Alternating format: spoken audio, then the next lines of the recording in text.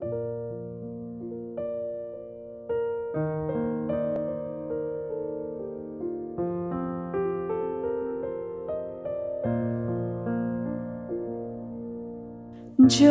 मांगे ठाकुर अपने ते, सोई सोई देवे। जो मांगे ठाकुर अपने ते, सोई सोई देवे। नानक दास मुख ते जो बोले, इहा उहा सच होवे। नानक दास मुख ते जो बोले, इहा उहा सच होवे। जो मांगे ठाकुर अपने ते, सोई सोई देवे। What is initiation by a PLM? PLM in reference to the Perfect Living Master. What can a PLM give? And what can we receive at the time of initiation? How much price do we need to pay for this holy initiation from a PLM? Okay, there's lots of parts to that. I'm going to try and answer it in one go because they're all linked, really. So the first part is, what is initiation by a perfect living master?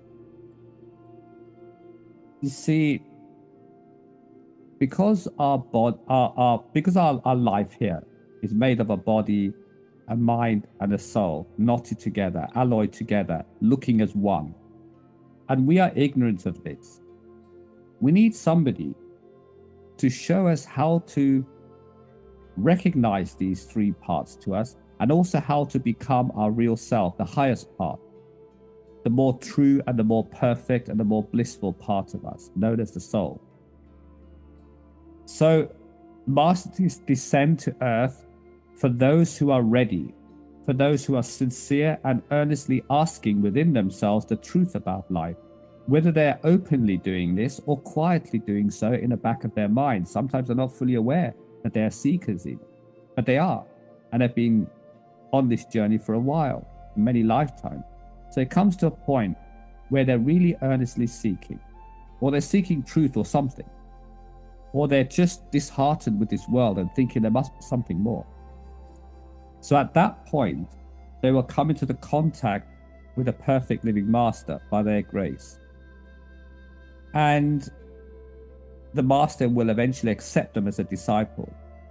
And to accept them as a disciple, there's a process called initiation, or holy baptism, or spiritual awakening. Depending on which culture you come from, various books have described it differently, but it all refers to the same thing. It refers to the fact that a real seeker, or somebody seeking the highest truth, becomes a student or a disciple of a perfect living master, one who is totally aware of the truth and can impart that truth to them. So the first part of this process is called initiation, which really means that the Holy Master has accepted that disciple as worthy of joining them on this journey back to high truth. This means that the Holy Master imparts their guide within the prospective disciple or student, which that disciple or student can call upon whenever in need.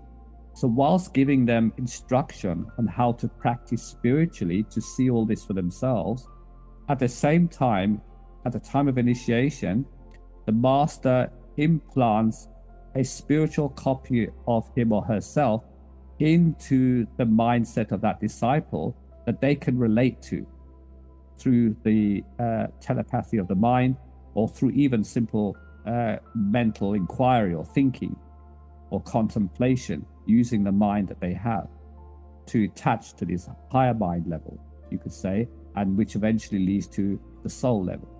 So there's a progress involved, and the master guides them within. So the process of initiation is simply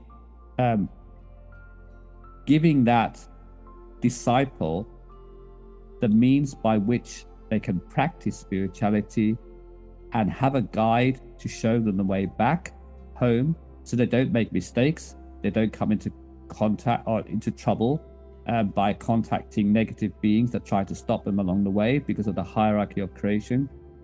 There's a lot to explain about the way creation originally is organized, to explain why masters come and why initiation has to take place, to allow a soul to cross all the difficulties and all the snares of creation in order to reach their real home. So initiation, so they holy masters in the present day call it holy initiation, in which they have accepted formally the disciple, placed their guide self within that disciple, his mindset, and also has given the disciple the specific instructions to follow in order for them to attain a higher level of being for themselves. So that's what initiation is, and that's what you receive at the time of initiation.